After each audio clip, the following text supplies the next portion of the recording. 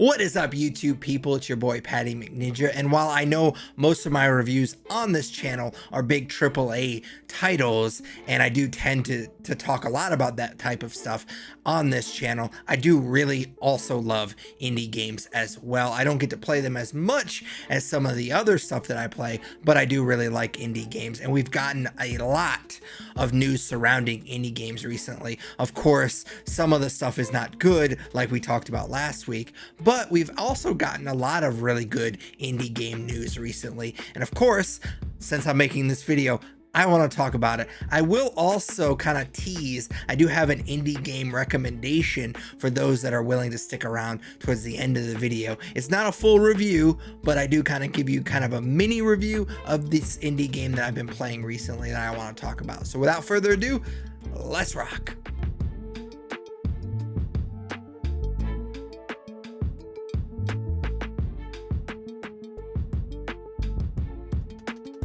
And if you've been following this channel for a while, you know I'm a big fan of Hideo Kojima. Metal Gear Solid, the original game, is one of my favorite games of all time. I literally have a signed picture of Solid Snake. I think, yeah, you can see it right there. It's signed by David Hayter, who of course voiced Solid Snake in those games. I got it at a convention a few years ago and I was super excited. He was such a nice guy. It was one of those things where if you've ever gone to conventions, you know, like the line was like creeping. I was like, what is happening? And then I got up there and he was like spending 10-15 minutes with each person. So it ended up being a really cool experience because he was so cool. But anyways, like I said, I'm a big fan of Hideo Kojima. I think that he's an absolute genius, and so I hold his opinion, especially when it comes to video games, in the highest order. And I say all of that to introduce this article that I found really interesting. It's basically just a very long interview that they did with Hideo Kojima while he was doing press for Death Stranding 2. And they touch on a lot of stuff. He's a really interesting guy that has a lot of really strong opinions about a lot of different stuff. So if you are like me and you're a fan of his work, I would definitely suggest checking it out. Like I did last week, I will put a link to this article in the video description. So I would suggest checking it out. I only want to highlight a very small part of the article that I thought was really interesting and relevant to this particular video. So he basically, during Summer Games Fest, as I'm still scrolling to the part of the article that mentions this, so during Summer Games Fest, he noticed something that I've been thinking for a while, and I'm sure he had also been thinking for a while. It was just something that dawned on him while he was watching Summer Games Fest, is it felt like all the trailers felt the same. He mentions in the article, and I'm reading directly from the article, and I actually didn't go far enough down in the article. He says that while watching all of these trailers, he kind of felt like everything previewed during that showcase involved fighting either an alien monster or a medieval monster. He goes on to say that even the visuals and the systems are pretty much the same, and a lot of people enjoy this. They enjoy AAA titles. I understand, but it's important to put something really new in there for the industry. And he states later in the article that like many creative fields, and I definitely think this applies to movies as well as video games, the most interesting work is happening among indies. And while I don't agree with him on everything that he says, I am all in on what he says about indie games in this particular video. So 2 of the 3 of my top 3 favorite games so far this year have been indie games. So you have Death Stranding 2, which is one of his games. You have Expedition 33, and then Kingdom Come Deliverance 2. And the only one in that list is actually Kingdom Come Deliverance 2. Technically, Warhorse isn't an indie studio anymore, but when they developed the first game, they were, but then they got bought out by another company after that game came out. So it's not technically an indie game, but it still kind of has that spirit of an indie game. And what I mean by that is a lot of what I love about indie games is when you play those games, they don't feel like any other game that you've played, at least recently. And that's one of the reasons I love every one of those 3 games, is that while I was playing it, I was like, I haven't played anything like this in a very, very long time. And as I said on past videos, I usually play about 20 to 30 new video games every year. Of course, I play other things in my backlog, but typically I average anywhere between 20 to 30 new video games. I think I've already passed the 20 video game mark this year already. There's been a lot of great games. But when you play a lot of the AAA titles, they kind of seem very similar. And I think one of the reasons for that is because they're so expensive to make, they're trying to get the biggest audience that they can get. Well, with these indie games, of course they want to sell as many games as they can, but with a lot of these indie developers, they understand that they're not going to get that massive audience that a AAA game would get. And so they kind of niche down and they make exactly the type of game that they want to make. And that ends up being these really unique experiences. And that's why I love indie games. And that's why I try to support as many indie games as I can. Now, of course, this wouldn't be much of a video if that was the only news we had to discuss on this particular episode. We did get a big indie games presentation here recently in Nintendo's Indie World presentation. Now, I'm not going to talk about every single game that they showed off during this presentation. I just want to highlight a few that caught my eye. The first game I want to talk about is a game called Well Dweller, and I am a big fan of Metroidvanias. More on that later. I'm getting pretty good at these teases. And honestly, Well Dweller looks really interesting because it immediately reminded me of one of my favorite Metroidvanias from last year, Nine Souls. And if you've played that game, which I think you should obviously because I thought it was fantastic, the similarities are obvious. They're both Metroidvanias and they both have fighting animal protagonists. And honestly, that's all I really need. This game looks dope and I can't wait for it to come out next year. The next game I want to highlight from Indie World is Neverway. It kind of looks to me like it's Stardew Valley meets Celeste. It actually has the same pixel artist from that game. And I would assume the music that they're playing during Indie World while talking about Neverway is from the actual game. And if so, I dug it as well. I thought it sounded awesome. Now, honestly, this had nothing to do with the game itself.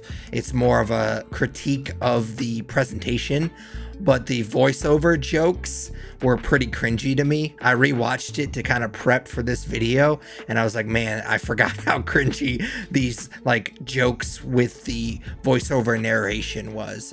So that was a little bit of a bummer, but I digress. Neverway is also being released next year, so we have that to look forward to as well. But the final game I want to discuss actually releases not only this year, but once I drop this video, it's going to release in like a week. And that game is Herdling.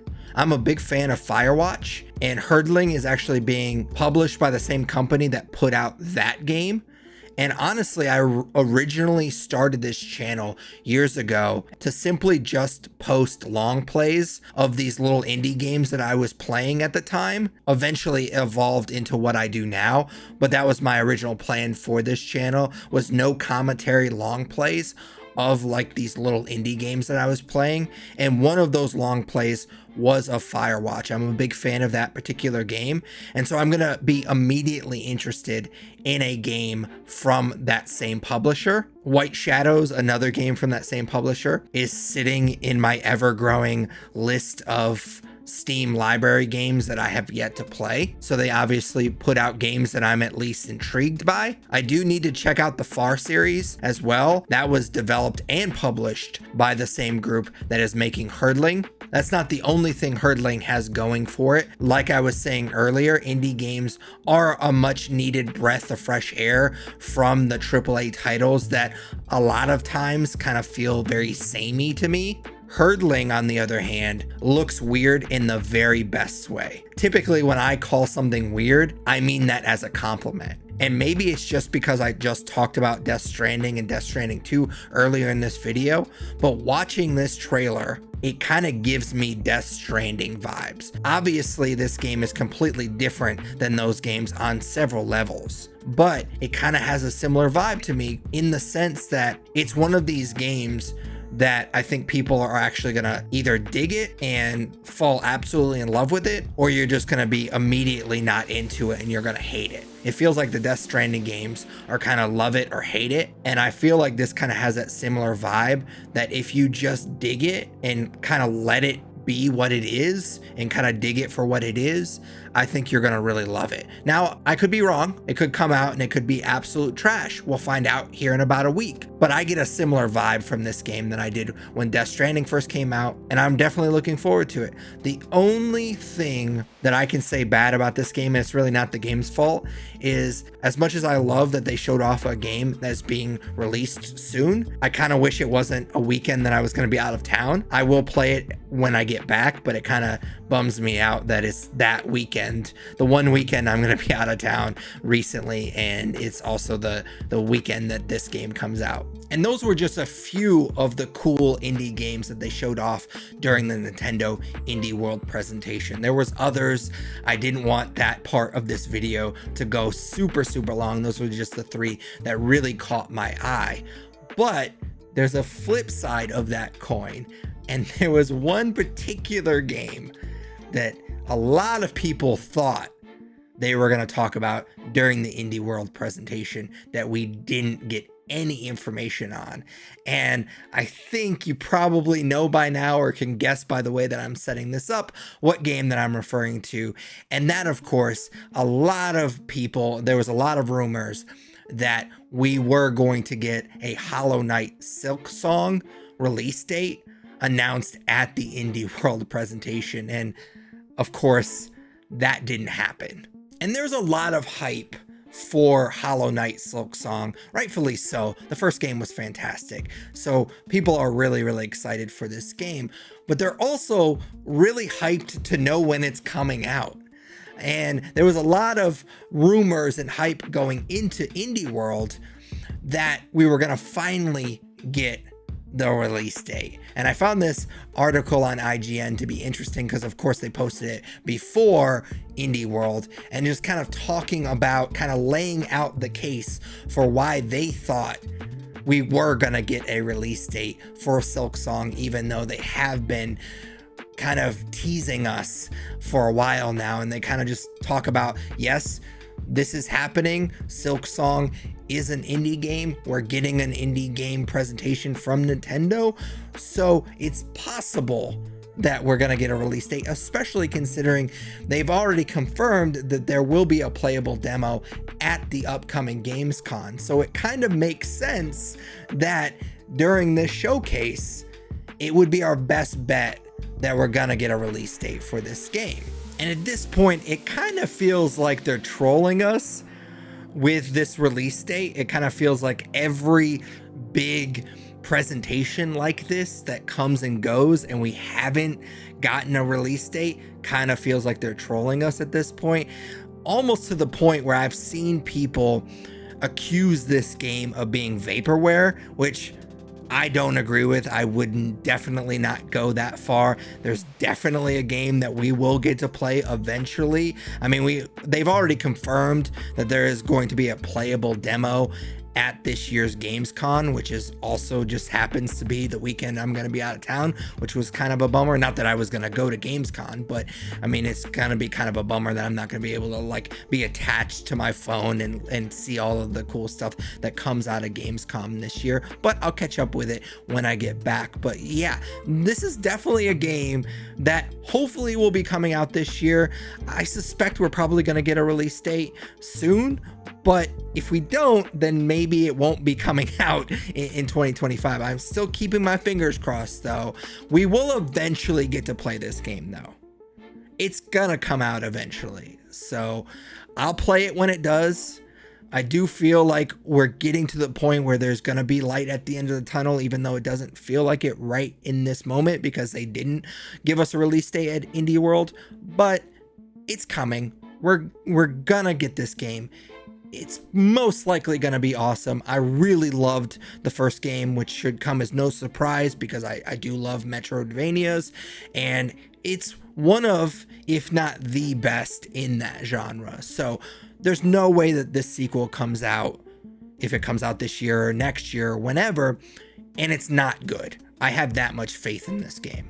And to put a bow on this video, I did, like I said in the intro, wanted to give a quick kind of mini review / recommendation for a indie game that I have been playing a lot recently. And if you are a fan of indie games, which I suspect that you are if you've watched this entire video that's all about indie games, you're probably a pretty big fan of these types of games, and you probably want to support indie developers like you should. This game is right up your alley because it was literally made by a single developer. The game I'm referring to is an indie game called Prospector. Like I just said, this was made by a solo developer, and in the spirit of transparency, I do want to mention that I actually do know the guy who made this game. He's a friend of a friend. Now, I should mention that he didn't give me this game. I paid for it just like everybody else. I believe regular price is $15. It was on sale when I bought it for like $12, but like I said, I paid for it just like everybody else. He didn't ask me to talk about this game. He doesn't know I'm making this video. Honestly, I'm not even sure he knows I do this channel. I just wanted to be upfront that I am biased. I went into this game wanting to love it because I know the person that made the game. And I do this channel, obviously. I also do a weekly podcast. I actually do my podcast, The Nerd You're Looking For, with Jake, Prospector's developer, best friend Tyler. Tyler is my co-host, and Tyler and Jake are best friends. That's actually how I know Jake, is through Tyler. And I used to dabble in stand-up comedy, so I have a lot of hobbies, and I'm not saying all of that to brag. I'm just bringing it up to simply point out that I've made a lot of really talented friends doing all of those things. I've met a lot of people through the podcast or the YouTube channel or doing stand-up comedy that I may have never met before. Two of my best friends that I've known since I was a kid have been in a really cool band for decades. So I have a lot of talented friends. Again, I'm not saying any of this to brag, and no disrespect to any of them because all of those things take talent and dedication for sure.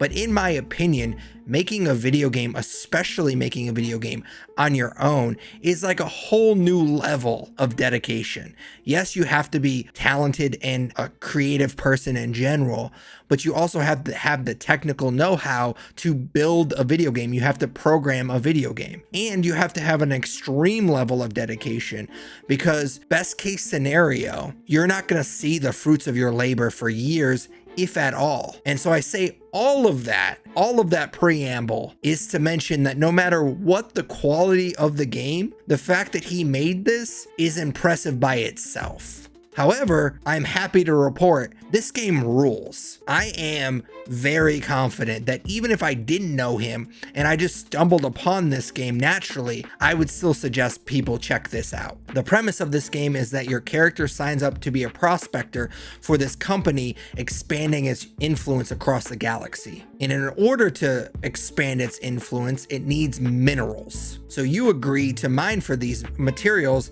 on an alien planet in hopes of sending enough stuff that the company will reward you with a rich retirement. The catch is that if you get stuck on a planet that doesn't have much to mine, you are screwed. It's a one-way trip. The company isn't going to pay to come get you again. And I actually really dug that darker premise. It's way darker than I expected it to be, and I really dug that. It's this cool juxtaposition with the art style because it's kind of this cutesy, pixelated art style. There's some really cute alien creatures. Some are hostile, some are not so much. And I especially enjoyed the pastel color scheme. So it's kind of a cool juxtaposition between the darker theme of the game and the art style. I definitely appreciated that. You start the game with your little base and your mining equipment that does run on battery power, so you have to stay close to your base in order to keep your mining equipment charged. And honestly, the first hour of the game, you're really not gonna mine materials to send off to the company. You're really just gonna kind of mine materials so you can start building transformers and eventually wind turbines to kind of expand your influence on this planet. You do have these little rods that you can also plant in the ground to extend your battery range. So again, you're trying to help this company expand its influence across the galaxy while you're also extending your influence on this planet. And so I thought that was an interesting parallel. I don't know if Jake did that on purpose, but I found that pretty interesting. And what also makes this game interesting, among other things, and also pretty addicting, is that it slow plays a lot of the best materials and equipment for later in the game. So once you start sending stuff off to the company, once you start shipping stuff off to them, you will start leveling up. And once you level up, obviously you unlock better materials and equipment, and it makes your life easier in a lot of ways. You eventually can build robots that will collect materials for you that you are actually having to manually collect yourself. You can actually install automatic mining areas to harvest materials underground that you wouldn't have been able to do yourself. Now, there is a flip side of that coin. The shipments required once you get to higher levels get harder and harder. When you first start shipping off these materials, you're kind of just shipping off the raw materials that you're mining. But once you start leveling up, you'll have to start building a fabrication machine to refine those materials into these blocks. Later, you'll need to take those blocks and press them into sheets and so on and so forth. So the game does get pretty complicated. These shipments that you will eventually have to ship off to this company does get more complicated, and there's more layers and there's more machinery required. And because of all of that, it's one of those games where you will easily say, okay, I need to get off here. I need to stop playing, but let me do one more thing and I'll jump off. And of course, that one more thing turns into another thing, which turns into another thing. And before you know it, a couple hours have gone by. And there's definitely some grind like you would expect from a game like this, but the games I really love and dig are the ones that the grind doesn't feel so grindy. And the best thing I could say about this game is Prospector is definitely one of those games that just kind of sucked me in and the time flies by. I never really felt the grind. And before I wrap up this mini review, I should also point out that not only is Prospector verified on Steam Deck, but it actually plays really smooth on my Steam Deck. Several of these games that have a lot going on are technically verified on Steam Deck, but actually playing them on your deck is cumbersome. Prospector runs really smooth on my Steam Deck. My only complaint, and this has nothing to do with the actual game itself, because like I said, I think it runs really smooth on the Steam Deck, is that I'm getting really old and my eyesight isn't what it used to be. I have glasses for a reason, and I did find it kind of hard to read some of the stuff on the screen just because it's such a smaller screen than my PC monitor. But again, that's not really on the game. Now, I'm not going to give Prospector a star rating for two reasons. One, I haven't technically beaten it yet, and two, he's a buddy of mine, and it would be weird if I gave him anything less than 5 stars. I feel like I would be like insulting him and his dedication and all of his hard work to give him less than 5 stars. So I'm not going to do that. But I will say, as I've already said, I honestly do recommend this game for anyone that digs these types of indie games. And I would also ask, if you do check this out, give it a review. There's a lot of indie games on Steam, and these indie developers need as many reviews as they can get to kind of separate themselves from all these other games on Steam. But as I always say at the end of these videos, that's just my opinion. I'm just some random guy on the internet. I'd love to hear your opinion about anything that I talked about in the comments down below. Let me know if you try out Prospector. Like I said, I really dig it. It's not just because I know the guy. I honestly think that it's a great game. So let me know what you thought about that game or anything that I talked about. Let me know if I missed a game that you really dug from the Indie World presentation. Whatever you want to talk about, let me know in the comments down below. Of course, I suspect that you enjoyed this video if you made it this far. It'd be weird if you hate watched this long of a video. But if you did enjoy this video, definitely smash that like button, as the kids say. It's just a quick and easy way to tell YouTube that you enjoyed this. and they should push it to other people that might enjoy it as well. If you especially enjoyed it, definitely consider subscribing if you haven't already. If you do subscribe, please ding that bell. That way you get notified every time I post another video. I try to post weekly gaming related content, which you obviously dig if you made it this far. So definitely consider subscribing and dinging that bell. But until next video, take it easy. What's up, YouTube people? It's your boy Patty McNinja, and this is my boy Yoshi, aka Kitty Boy. And we were just talking, and we agree that since you made it this far in the video, you might as well subscribe. You wouldn't want to disappoint Kitty Boy, would you?